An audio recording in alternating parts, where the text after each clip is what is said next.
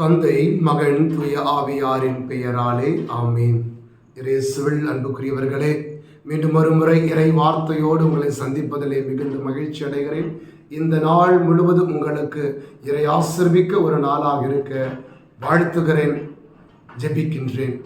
இன்று நமக்கு இறைவன் தந்திருக்கிற நற்செய்தி பகுதி மத்தேயு எழுதிய நற்செய்தி 5ஆம் அதிகாரம் 13 முதல் 16 வரை உள்ள இறை வார்த்தை பகுதி.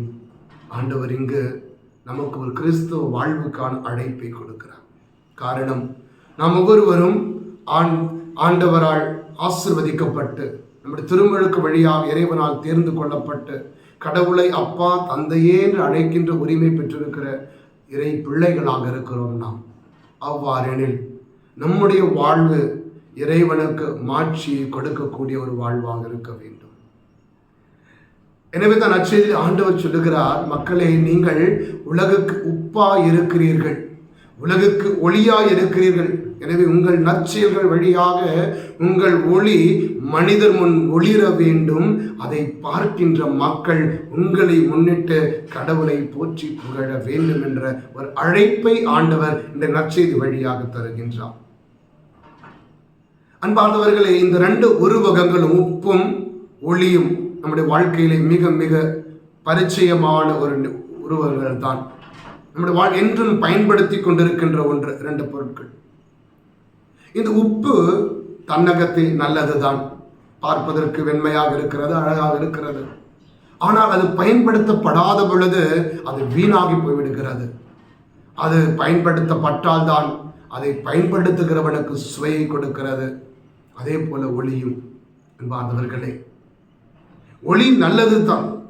நான் ஒரு இடத்திலே ஒளி ஏற்றி வைக்கப்பட்டு வெறுமனை ஏற்றி வைக்கப்பட்டு படுகிற பொழுது அது யாருக்கும் எந்த பிரயோஜனமும் தருவது கிடையாது. ஆனால் அந்த ஒளியை இருளிலே பாதை தெரியாமல் நடந்து போய் கொண்டிருக்கிற ஒருவர் கையில் இருக்கிற பொழுது அந்த ஒளியானது அவருக்கு அந்த பாதைக்கான வெளிச்சத்தை கொடுப்பது மட்டுமல்லாமல், ஒருவேளை அந்த பாதையிலே அவனை தாக்கக்கூடிய, அவரை பாதிக்க செய்யக்கூடிய ஏதேனும் விஷ பூச்சிகளோ கிருமிகளோ அந்த இடத்தில் இருக்கிற பொழுது அதை அடையாளம் காட்டக்கூடியதாக ஒளி இருக்கிறது. அந்த பாதையிலே இந்த வெளிச்சம் அவருக்கு பாதுகாப்பாக இருக்கிறது. நம்முடைய வாழ்வும் அப்படித்தான் அன்புக்குரியவர்களே. இந்த உலகத்தில் நாம் வாழ்கிற பொழுது நீங்களும் நானும் உப்பாக மாற வேண்டும், ஒளியாக மாற வேண்டும். உப்பாகவும் ஒளியின் தன்மையை கொண்டவர்களாம் வாழணும். அப்படின்னா அந்த உப்பினாலும் ஒளியினாலும் நான் முதலில் நிரப்பப்பட வேண்டும். நான் சுவைக்காததை அடுத்தவனுக்கு சொல்லித்தர முடியாது. எனவே நான் முதலிலே இயேசு என்ற உப்பால் நான் நிறைய வேண்டும். என் வாழ்க்கை இயேசு என்று உப்பால் நிறைகிற பொழுது, இயேசுவை நான் சுவைக்கிற பொழுது, நான் பெற்றுக்கொள்ளுகின்ற ஆனந்தத்தை அடுத்தவர்களுக்கு சொல்லிக் கொடுக்கிற பொழுதுதான் அவர்களும் அந்த இயேசுவை சுவைக்க வேண்டும் என்ற ஒரு தாகம் அவர்களுக்குள்ளே ஏற்படும். அன்பார்ந்தவர்களே, திருப்பாடல் சொல்லுகிறது அல்லவா, என் ஆண்டவர் எத்துணை இனிமையானவர் என்று சுவைத்து பாருங்கள். ஒரு குடும்ப தலைவனாக இருக்கிற நீ, ஒரு குடும்ப தலைவியாக ஒரு குடும்பத்தில் இருக்கிற பொழுது உன் பிள்ளைக்கு இயேசுவோடு இருக்கிற வாழ்வு எத்தனை ஆனந்தமானது, எவ்வளவு நன்மையானது என்பதை நீ கற்றுத்தர வேண்டும் என்று சொன்னால் நீங்கள் முதலிலே அந்த இயேசுவை சுவைத்திருக்க வேண்டும் அல்லவா? நான் சுவைக்காத இயேசுவை நோக்கி எப்படி மக்களை வழிநடத்த முடியும்? நான் அனுபவிக்காத இறை ஆனந்தத்தை, அதனுடைய அழகை எப்படி பிறருக்கு சொல்லிக் கொடுக்க முடியும்? எனவே முதலில் இயேசு என்ற உப்பை நான் சுவைக்க வேண்டும். என்னில் அந்த ஆனந்தத்தை, அந்த சுவையின் ஆனந்தத்தை நான் அனுபவிக்கணும். அதே போல் அன்பார்ந்தவர்களே, இயேசு என்ற ஒளியை நான் பெறுகிற பொழுதுதான் என்னால் பிறருக்கு ஒளியாக மாற முடியும். அன்னை தெரேசாவை எடுத்துக்கொள்ளுங்கள், புனித வின்சென்தியாரை எடுத்துக்கொள்ளுங்கள். உலகில் ஒவ்வொரு புனிதர்களும் தாங்கள் பெற்றுக்கொண்ட இறை அழைத்தலுக்கு ஏற்ப இயேசு என்ற ஒளியை தங்களுக்குள் சொந்தமாக்கிக் கொண்டு தங்களுக்குள் இருந்த இருளை அகற்றி கொண்டார்கள். முதலில் அவர்கள் தங்களுக்குள் இருந்த நான், எனது, என் வாழ்க்கை, என் தேவை என்ற அந்த சுயநல இருளை அவர்களுக்குள் இருந்த இருளை அகற்றிய பொழுதுதான் தாங்கள் சுமந்த இயேசு என்ற ஒளியால் பிறர் நல ஆர்வத்தோடு அடுத்தவர்களை நாடி சென்றார்கள். எனக்குள் இருக்கிற இருளை அகற்றாமல் அடுத்தவன் வாழ்க்கையிலே என்னால் இருளை அகற்றிவிட முடியாது அன்புக்குரியவர்களே. அப்பொழுதுதான் என் வாழ்க்கை முதலிலே மனிதர் முன் ஒளிரணும். ஆண்டவர் என்ற ஒளியை சுமந்தவனாக நான் ஒளிர்கிற பொழுதுதான் என்னை பார்க்கிறவள் அந்த ஒளியாயிருக்கிற என்னை நோக்கி ஈர்க்கப்படுவார்கள். நமக்கு தெரியும் அல்லவா, இரவிலே ஒரு விளக்கானது பற்றி எரிய வைக்கப்படுகிற பொழுது நிறைய பூச்சிகள் அதை நோக்கி ஈர்க்கப்படும். அந்த ஒளி அதனை ஈர்த்து கொள்ளும். அதுபோலதான் அன்புக்குரியவர்களே, நீங்களும் நானும் ஒளியாக இருக்கிற பொழுது தான் நம் வாழ்வின் வழியாகத்தான் அடுத்தவர்கள் நம் வழியாக இயேசுவை நோக்கி ஈர்க்கப்படுவார்கள். அவ்வாறெனில் நான் பிறரை என் வாழ்க்கை வழியாக இயேசுவை நோக்கி ஈர்க்கப்பட வேண்டும் என்று சொன்னால் என்னுடைய வாழ்க்கையிலே எந்தெந்த நிலையில் நான் ஒளி உள்ளவனாக இருக்க வேண்டும்? ஒன்று, தூய வாழ்க்கை நான் வாழ வேண்டும். பாவத்தை வெறுத்து தீமையை வெறுத்து நன்மையான இயேசுவை நான் பற்றி கொள்ளுகிற பொழுது என்னில் இருந்து புறப்படுகிற நன்மையின் நறுமணம் அடுத்தவர்களை ஈர்க்கும். அவர்களும் அந்த நன்மை உள்ளவர்களாக மாற்றும்.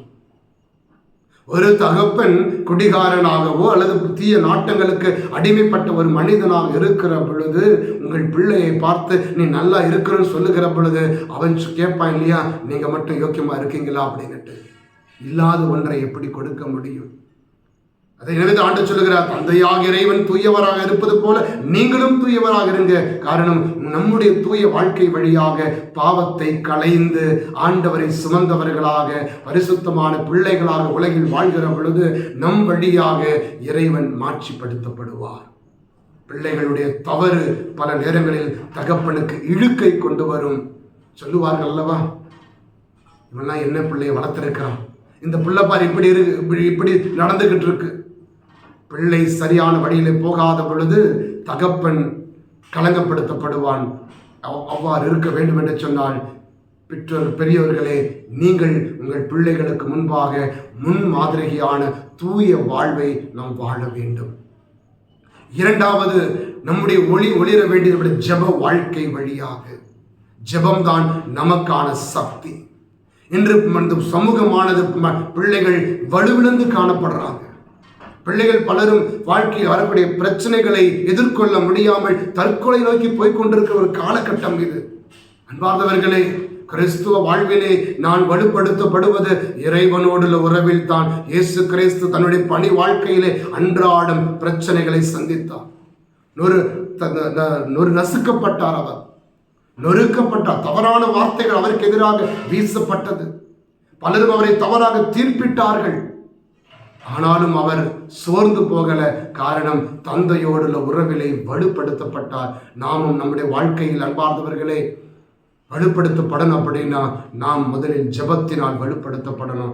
நான் ஜெபத்தில் இருந்தால்தான் என் குடும்பத்தை ஜெபத்துக்குள் அழைக்க முடியும். குடும்ப தலைவனும் தலைவியும் குடும்ப ஜெபம் சொல்லாமல் பிள்ளைகளை பார்த்து வா நாம் ஜெபிக்கலாம் என்று சொன்னால் வரமாட்டார்கள். கொர்நேலியோ திருத்துதர் பணி 10ஆம் அதிகாரத்தில் வாசிக்கிறோம், தன் குடும்பத்தாரோடு இணைந்து ஜெபித்தார் என்று சொல்லப்படுகிறது. எனவே இந்நாட்களில் நாம் சிந்திக்க வேண்டும், என்னுடைய குடும்பம் ஒளிர்கின்ற குடும்பமாக இருக்கிறதா என்று அப்படி ஒளிர வேண்டும் என்று சொன்னால் அன்பார்ந்தவர்களே, ஜெபிக்கின்ற குடும்பமாக நாம் மாறணும். ஜெபத்திலே நம்முடைய வாழ்க்கை ஒளிர வேண்டும்.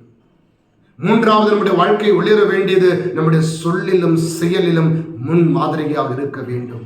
இறை வார்த்தை உள் வாங்கிக் கொண்டு ஆண்டவர் இயேசுவை வார்த்தையான தெய்வத்தை நான் சுமந்து கொண்டு என்னுடைய வார்த்தைகள் புனிதப்படுத்தப்பட வேண்டும், என்னுடைய செயல்கள் புனிதப்படுத்தப்பட வேண்டும்.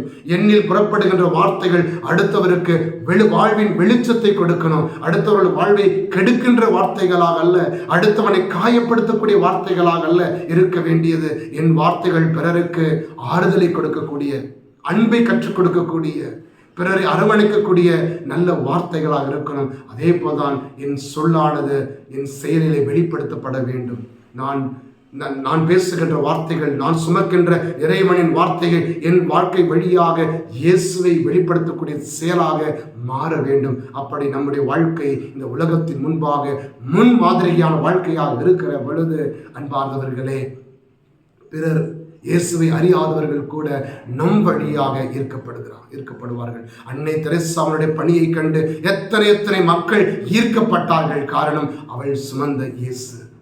நாமும் நம்முடைய வாழ்க்கையிலே இயேசு என்னும் உப்பை சுமந்து ஆண்டவராகிய ஒளியால் நிரப்பப்பட்ட நாமும் பிறருக்கு சுவையை கொடுக்கக்கூடியவர்களாக, பிறருடைய வாழ்விலே ஒளியேற்றக்கூடிய நல்ல மக்களாக நாமும் வாழ்வோம். அப்படி வாழ்கிற பொழுது நம்முடைய செயல்கள் வழியாக நாமும் இறைவனை மாட்சிப்படுத்தப்படுவோம். நம்மை முன்னிட்டு மக்களும் இறைவனை போற்றி புகழ்வார்கள். அன்பு தந்தையே இறைவா, நாங்கள் உம்முடைய பிள்ளைகள் என்பதை நம்புகிறோம். ஆண்டவரே, உம்மை புகழ்கிறோம், ஆராதிக்கிறோம், நன்றி சொல்லுகிறோம் அப்பா. ஆனால் நாங்கள் பல நேரங்களில் உம்மை பிரதிபலிக்கக்கூடியவர்களாக இல்லாமல் நாங்கள் சில நேரங்களிலே உலகத்தை பிரதிபலிக்க போராடி கொண்டிருக்கிறோம். அதனால் தளர்ந்து வீழ்ந்து போகிறோம். ஆண்டவரே, உப்பான உம்மை சுவைத்து ஒளியான உம்மை உள்வாங்கிக் கொண்டு எங்களுக்குள் இருக்கிற சுயநல இருளை அகற்றி உம்மிலே நாங்கள் உம்மோடு இணைந்து வாழ்ந்து உம்மை பிரதிபலிக்கக்கூடிய மக்களாக நாங்கள் ஒவ்வொரு நாளும் வாழ்ந்திட, அதன் வழியாக நாங்களும் இறைவனை மாட்சிப்படுத்தக்கூடியவர்களாக வாழ்வதற்கு அருளை தந்து எங்களை ஆசீர்வதியும். அன்னை மரியாளே, தேவதாயே, இயேசுவை சுமந்தவளே, நாங்களும் எங்கள் வாழ்க்கையிலே இயேசுவை சுமந்து வாழ்வதற்கு அருளை தந்தருளும். எங்களுக்காக மன்றாடும். ஆமென். இயேசுவுக்கே புகழ். மரியே வாழ்க. அல்லேலூயா, அல்லேலூயா.